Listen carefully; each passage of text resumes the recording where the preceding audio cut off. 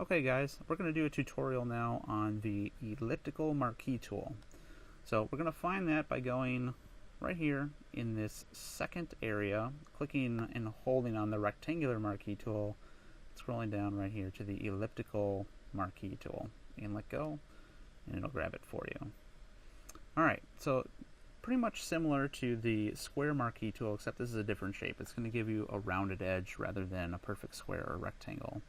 So if we want, we can take our crosshair cursor here and go ahead and click and hold your shift key, and as you start to drag, you'll see it will produce a perfect circle. You can see that with the width and height, how they're linked together.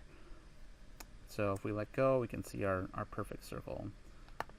But if you wanted more of an oval shape, you can see without holding the shift key, you can get almost any rounded oval or circle shape that you need. So let's say we wanted to select her face.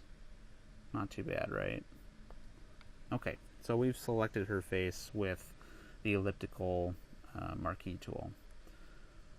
These options are the same as they are in the rectangular marquee tool. So you have the add to selection, so if we click that one, what we can do is we can add another ellipse, and we can add yet another one. We can add as many as we like. This other option right here is actually the subtraction tool.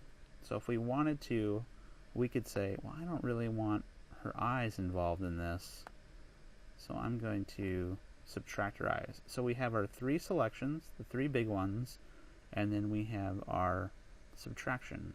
Just by clicking this, we can subtract. So to see what this looks like, I'm just going to go copy, file new, I'll say OK, and paste with the Command V. And you see that we ended up with our three main selections and our cutouts of her eyes. So we'll go ahead and get rid of this. It was just for a demonstration. Let me go ahead and get rid of these. Now I'm going to show you the intersect tool. So I'm going to make an ellipse here with the regular new selection, and then I'm going to click this intersect button. What this will do is this will only select what you've selected between the two shapes. So I have my first shape, and now I'm going to draw a second shape around her eyes and nose and a little bit of her forehead, and let go. And did you see what it did? It cut off the top, the bottom, the right, and the left sides and left me with this. So if I were to go to Edit, Copy, File New, say OK, and Command V, you can see that we ended up with just the middle part of those two shapes. Kind of an interesting shape there. It's beveled on all sides. Can really help you make some interesting things when you're designing.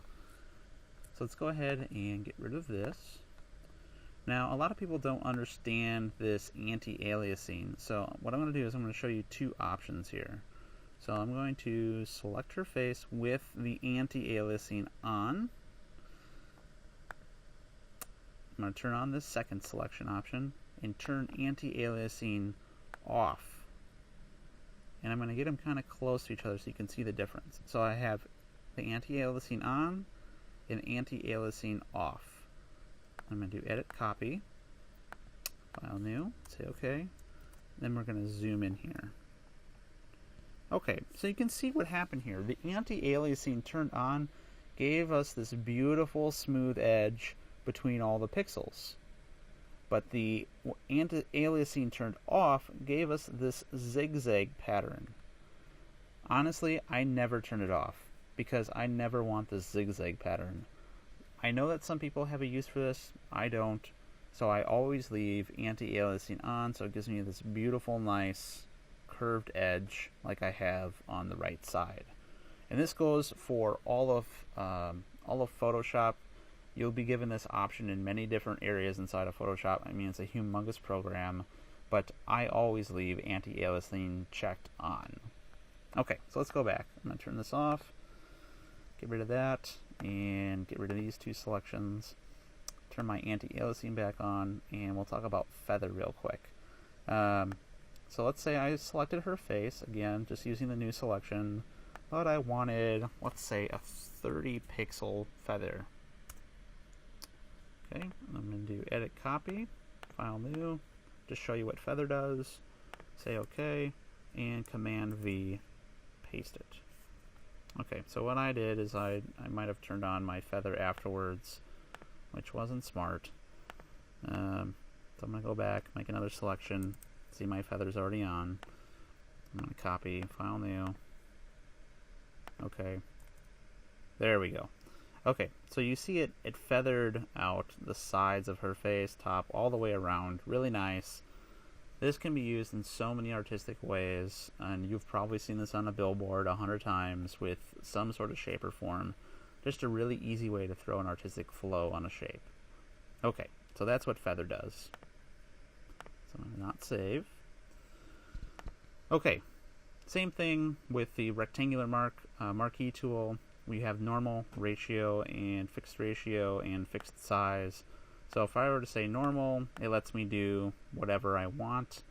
If I were to say, no, I want a fixed ratio, let's say it's 1 to 1, that's going to give me a perfect circle. Same thing if you do anything where the numbers are the same in the width and the height. 2 to 2, 3 to 3, 4 to 4, anything like that.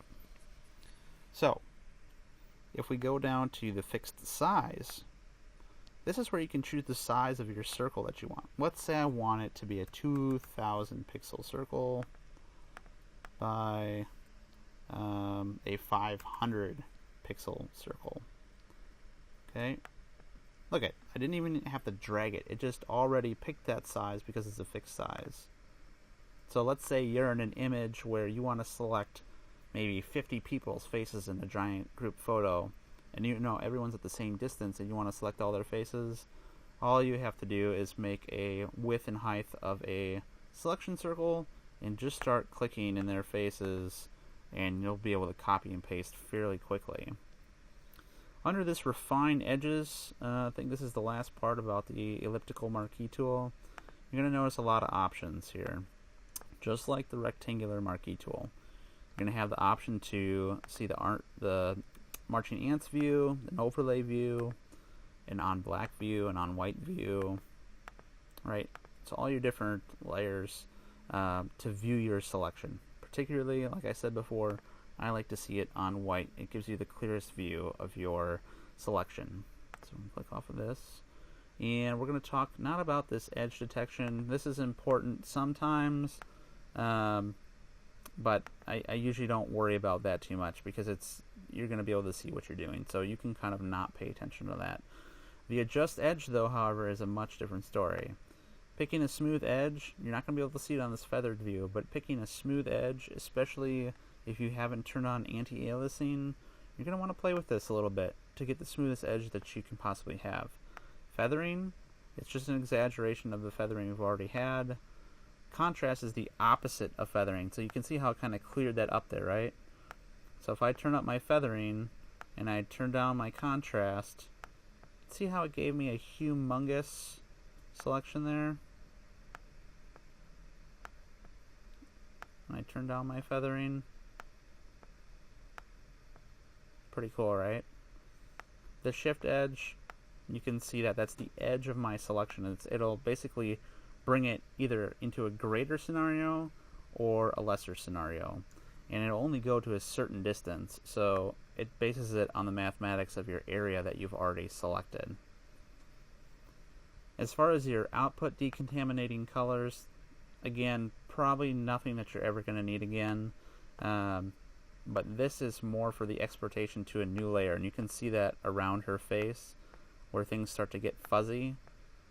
And basically all that's saying is do I want this clear or feathered, and how clear or how feathered and how crisp do I want my colors? So I usually leave that right at 50%, and that's sort of the sweet spot.